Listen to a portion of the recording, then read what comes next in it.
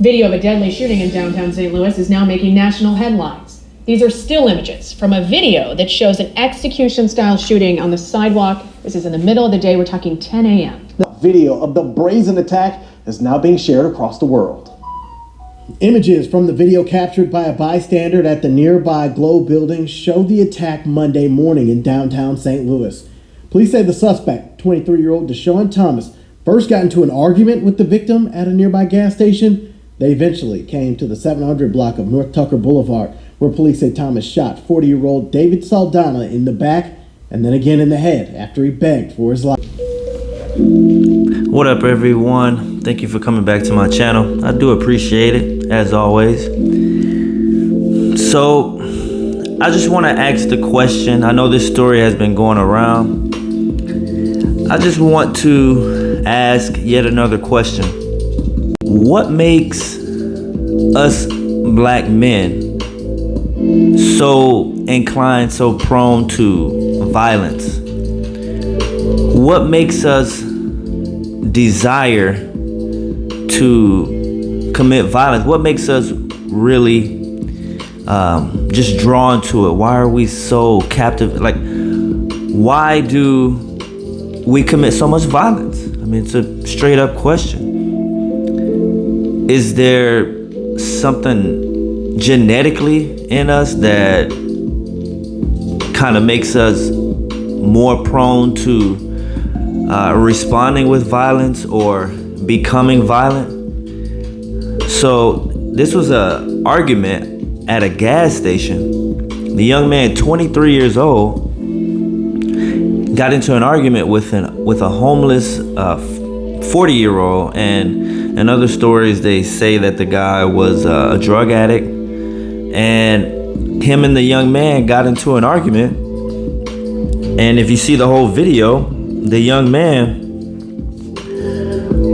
stands there over the guy while the guy's just sitting there. I'm not sure if he didn't know that the guy was, fiddling around with a gun, trying to load it and then cock it and shoot him. But he was just sitting there, and the 23-year-old just calmly, put his magazine in, looks like, cocked it back, and pulled the trigger, shot the man right in the head in broad daylight in front of everyone. Now, number one, I have to wonder why he thought he would get away with it. I'm assuming he thought he would get away with it because otherwise, knowing that you're going to go to prison for the rest of your life for killing an innocent person would seem like you would think twice before doing something like that. You're only 23 years old. You still have your whole life ahead of you. But apparently, I can only assume he thought he was going to get away with this. Why? How did you picture in your head you shooting someone in broad daylight? They said it was around 10 a.m. in a public place for no reason, a stupid argument, and you just casually shot him, and I guess you thought you were just gonna go home and tell people how you caught a body. Was the argument worth both lives? One life lost, another life lost into the prison system. And so we know that neither of those families are going to benefit, but like I said in other videos, I'm pretty sure there's somebody benefiting from that.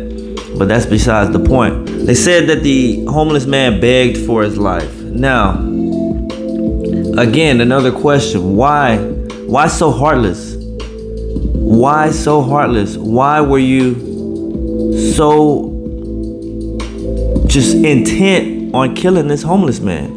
What is it? Why? Now, don't get me wrong. I know that there's violence in other communities, but I'm talking about the young black male community, okay? Why? What makes us so drawn to this so early, so committed? This man was committed to catching this body. Why? What is the influence? What is the influence? I can tell you one thing I definitely believe was going on. This young man, 23 years old, had nothing else going on in his life.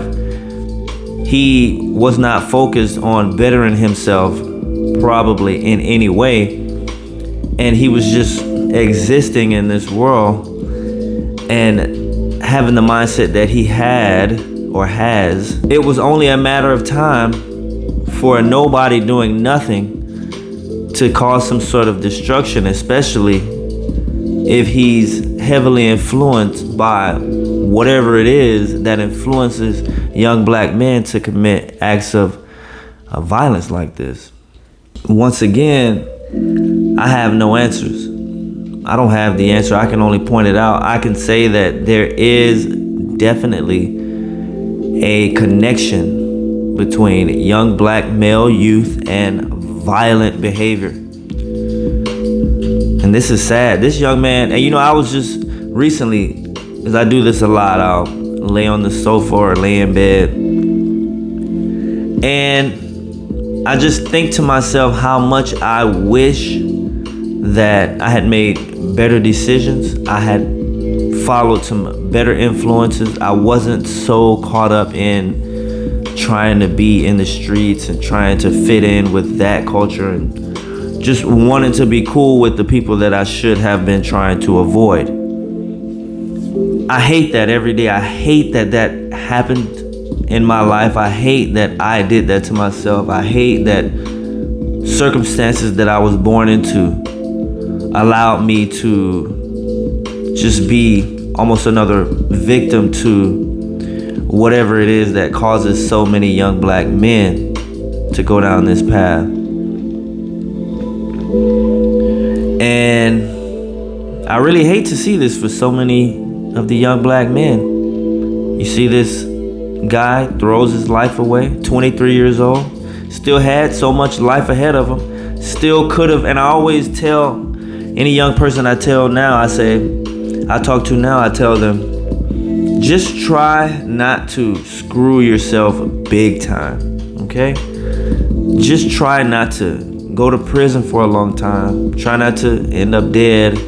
Try not to just do anything stupid that it's gonna be so difficult to bounce back from if you can. A lot of people, most people I would say, don't.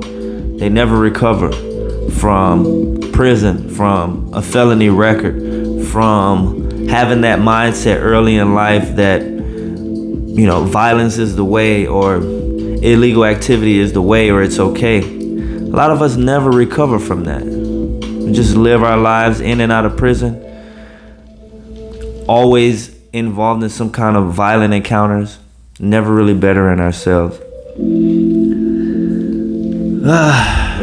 It's really sad. But at the same time that I think about those things, I'm also grateful that I did get another opportunity to do what I can with my life, with what's left of it. And that's all I'm trying to do now.